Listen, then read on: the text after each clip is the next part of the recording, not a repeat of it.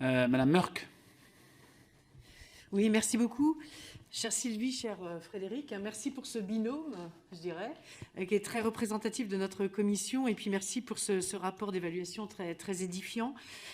J'ai une petite question basique, mais qui est assez essentielle, je dirais, pour ne pas perdre la cible dès le départ. C'est toujours un peu le début, ce premier kilomètre que parfois on rate. Concernant l'élaboration et la diffusion de la documentation d'informations sur les formations et les métiers, votre rapport souligne à juste titre que le guide devrait rester sous format papier plutôt que de passer à un format 100% électronique. Alors c'est une véritable supplique, je dirais, que je vous adresse là. Les publics les plus éloignés de l'école n'ont pas forcément accès à un ordinateur ni à un bureau et parfois encore moins à une connexion Internet stable. Et ce n'est pas pour autant qu'ils n'ont pas un potentiel intellectuel fort et qu'ils ne demandent qu'à se développer si on veut avoir une relève de ce côté-là et non pas l'inverse. Les jeunes, notamment dans les hôtels sociaux ou vivant dans des squats, luttent avec acharnement pour avoir des outils comme Internet pour pouvoir étudier, apprendre et sortir de leurs conditions de vie extrêmes. Je précise aussi que ces publics précaires peuvent avoir une maîtrise limitée du français au départ, voire ne pas du tout parler la langue. Des jeunes qui venaient d'arriver en France, qui étaient en cours d'apprentissage de la langue française et devaient en même temps faire des choix cruciaux pour leur avenir professionnel. Je termine. Donc c'est vrai qu'il faut une traduction de ces documents pour ces jeunes qui vont faire des choix professionnels sans même connaître toutes les possibilités d'avenir.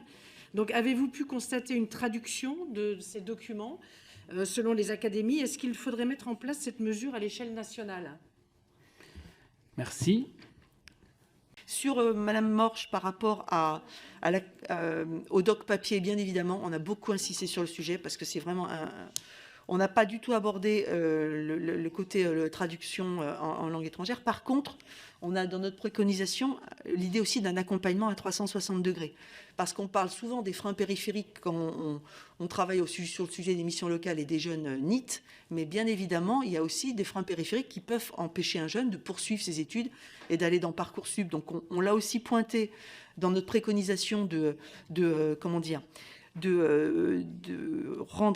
remettre une hiérarchisation des vœux dans la voie complémentaire, parce qu'un autre frein qui nous a été aussi signalé dans l'anxiété, c'est la découverte très tardive pour certains jeunes dans la voie complémentaire d'une affectation au mois d'août ou très tardivement, ce qui fait qu'en fait, ils doivent chercher un logement au dernier moment et que c'est très compliqué pour eux de démarrer dans de bonnes conditions. Donc l'idée aussi d'avoir un groupe d'appui à l'orientation adossé au professeur principal, évidemment avec le psy-EN, mais en même temps peut-être avec d'autres professionnels comme une assistante sociale ou même une mission locale qui peut avoir aussi une expertise sur le sujet paraît intéressant.